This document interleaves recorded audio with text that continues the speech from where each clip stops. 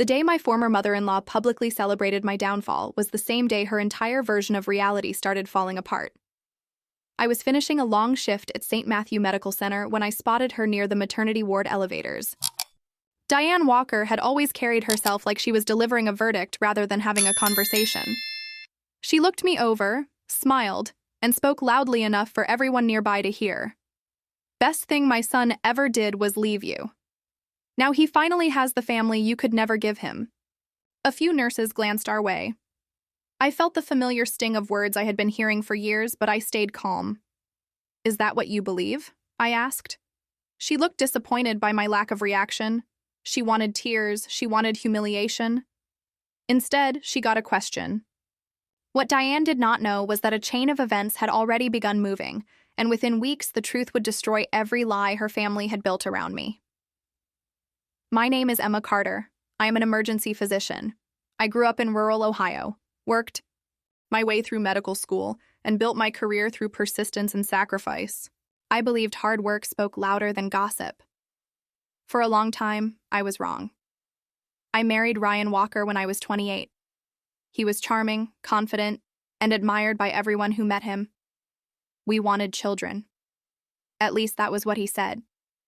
Years passed without a pregnancy. Eventually, I suggested fertility testing. I completed every test my doctor recommended. My results came back completely normal. Ryan refused to be tested. At first, he joked about it. Later, he became defensive. He insisted there was no reason to investigate further. I let the subject go because I loved him and trusted him. That trust became one of the biggest mistakes of my life. Without my knowledge, Ryan began quietly suggesting to family members that our inability to have children was my fault. His mother accepted every word as truth. Soon the whispers started. People looked at me with sympathy. Church friends spoke to me carefully. Conversations stopped when I entered rooms. The message spreading through town was simple. Poor Ryan. His wife cannot give him a family.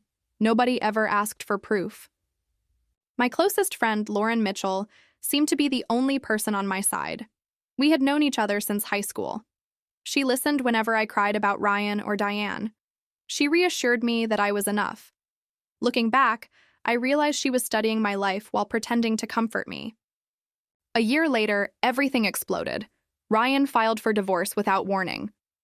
I came home from work to find legal papers waiting on the kitchen counter.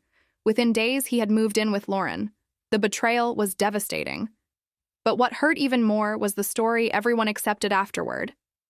Ryan left because Emma was cold. Ryan left because Emma cared more about work. Ryan left because Emma could never have children. The rumors spread faster than the truth ever could. I stayed silent. I buried myself in work and tried to move on. Then the lies started affecting my career. I had spent years preparing for a leadership position in the emergency department. Colleagues expected me to receive the promotion. Instead, it went to someone less experienced. Officially, there was no explanation. Unofficially, I heard enough whispers to understand. Questions had been raised about my judgment, stability, and personal life. For the first time, the lies were costing me something I could measure. That was when I contacted attorney Rebecca Hayes.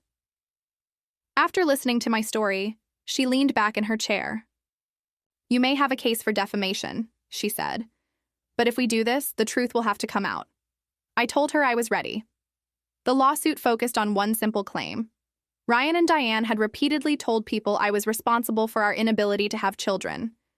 Those statements had damaged my reputation and contributed to the loss of a professional opportunity. Their defense surprised no one.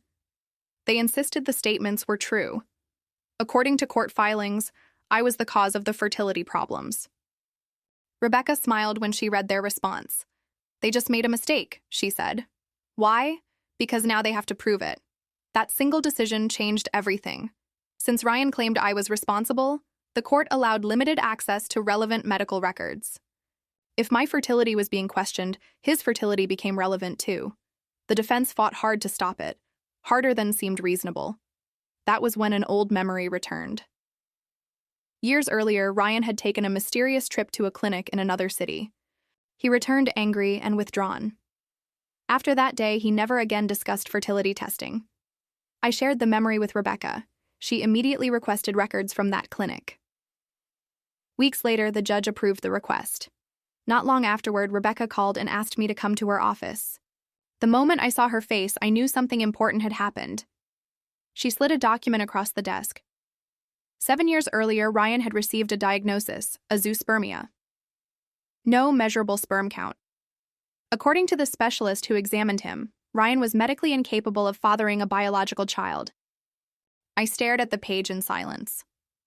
Suddenly, every piece of my life rearranged itself. The whispers, the blame, the pity, the divorce. Ryan had known the truth the entire time.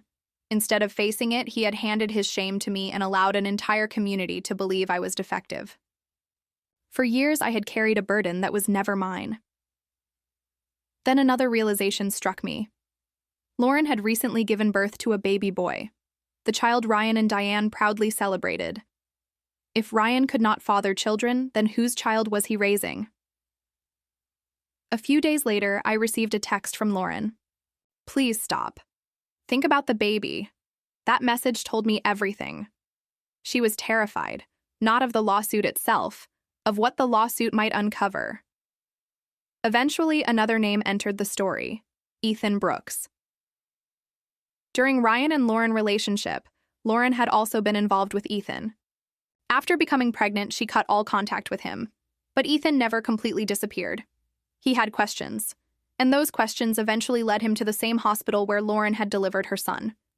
Ironically, that was the exact day Diane confronted me by the elevators. The man walking through those maternity ward doors was Ethan. At the time, I did not understand the significance. Later, I learned he suspected the child might be his. Everything was beginning to unravel. Ryan knew it, Lauren knew it, and soon the court would know it too.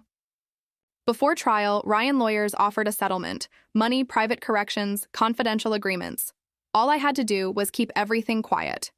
I refused. The lie had been public. The truth deserved the same audience. The hearing took place on a cold morning several months later. The courtroom was packed. Hospital administrators attended. Church members attended. Diane sat in the second row. Ryan looked exhausted. Lauren avoided eye contact with everyone. Rebecca presented the facts calmly. Witnesses confirmed Diane repeated statements about my supposed infertility for years. Employment records showed measurable damage to my career. Then came the medical records. The judge allowed the relevant diagnosis to be entered into evidence. 7 years earlier, Ryan had been informed he could not biologically father children. The room became completely silent. People looked at Ryan, then at Diane, then back at Ryan. For years, they had believed I was the problem. Now the truth stood in front of them. Rebecca carefully pointed out the contradiction.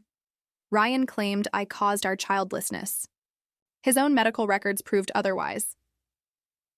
Meanwhile, separate proceedings involving Lauren Child had already raised serious questions regarding paternity. Ryan's face collapsed. Diane rose from her seat, shaking with anger and disbelief. She pointed toward me. Some women just are not built for. She never finished the sentence. I stood slowly. 7 years of humiliation rested behind me. I felt no rage, only clarity. You are right, Diane, I said calmly. One person in that marriage was never capable of having children. Then I looked directly at Ryan. The records only carried one name. Nobody spoke. Nobody needed to. The truth had finally entered the room. The case ended shortly afterward. Ryan's reputation never recovered. Within months, he moved away. The hospital board reopened discussions regarding the leadership position I had lost. This time the decision was easy. I received the promotion. Lauren and Ethan eventually addressed the paternity issue through legal channels. I hope their son found stability despite the chaos surrounding his arrival. As for Diane, I heard she stopped attending many of the church gatherings where she once dominated conversations. I felt no satisfaction in that, only sadness. She had spent years protecting a lie because it came from someone she loved. The final thing I did was write her a brief note. I will not carry your son's lie anymore. You should not carry it either. She never replied. That was fine. I did not need an apology. I did not need revenge. What I needed was my name back, and I got it. People often think justice arrives with shouting, dramatic confrontations, or or public humiliation. In my experience, it arrives much more quietly. Sometimes justice is simply a document no one expected to be opened. Sometimes it is a question nobody wants asked, and sometimes it is the truth waiting patiently for years until someone finally decides they are done carrying a lie that never belonged to them in the first place.